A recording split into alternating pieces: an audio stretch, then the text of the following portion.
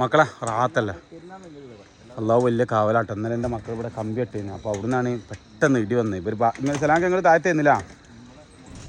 അപ്പോൾ ഭാഗ്യത്തിന് ഇവർ താഴത്ത് കയറിയുന്നത്. അതിലേക്കായും വലുത് ഞാൻ മറ്റേ അതിൽ കുടുങ്ങേണ്ട ആളാട്ടോ ശരിക്ക്. എൻ്റെ മോള് ചെറിയ മോളുണ്ടായിരുന്നു. ചെറിയ മോളും കുടുങ്ങേണ്ട അള്ള കാത്ത് അത്രയും എൻ്റെ മോള് പെട്ടെന്ന് പൊട്ടിക്കരിഞ്ഞു. ആകെ ഒരു സങ്കടമായി പോയി.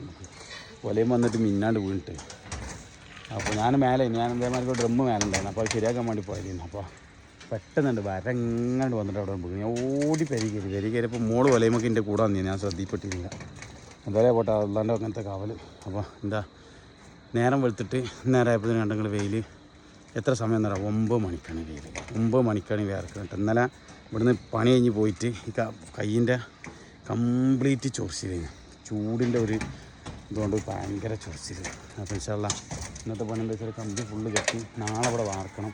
അപ്പോൾ ഇവിടെ പൈപ്പിൻ്റെ കണ്ടിട്ട് ഞങ്ങൾ ഫുള്ള് സെറ്റപ്പ് ആക്കിയിട്ട് എന്തെങ്കിലും ഇട്ട് കൊടുത്തിട്ടുണ്ട്. കംപ്ലീറ്റ് വൃത്തിയായി തന്നെ ഓരോന്ന് ചെയ്ത് തന്നെ. ഇനി ഒരു അഡീഷണൽ പൈപ്പ് ഇവിടെ കൊടുക്കണം നമുക്ക് വേണമെന്നുണ്ടെങ്കിൽ. എന്താ വെച്ചാൽ നമ്മുടെ സോളാറൊക്കെ കയറണമെന്നുണ്ടെങ്കിൽ നമ്മളെ പ്രതിവേട്ടൻ്റെ വീട്ടിലാട്ടോ. നമ്മൾ അവരോട് പറഞ്ഞു കൊടുത്തു നിങ്ങൾക്ക് ഇങ്ങനെ ഭാവിയിൽ സോളാർ കാര്യങ്ങളൊക്കെ വെക്കേണ്ടത് അതിനൊരു പൈപ്പ് നിങ്ങൾ അഡീഷണൽ ഇട്ട് കൊടുത്താൽ എന്നാൽ കറണ്ടിൻ്റെ കാര്യങ്ങളൊക്കെ എന്ത് ചെയ്യാൻ പറ്റുമോ അങ്ങനെ കൊണ്ടുവരാൻ കഴിയുമെന്ന് പറഞ്ഞപ്പോൾ ആയിക്കോട്ടെ ചെന്നാൽ അതിനനുസരിച്ച് ചെയ്താളാന്നും പറഞ്ഞിട്ട് എന്നോട്.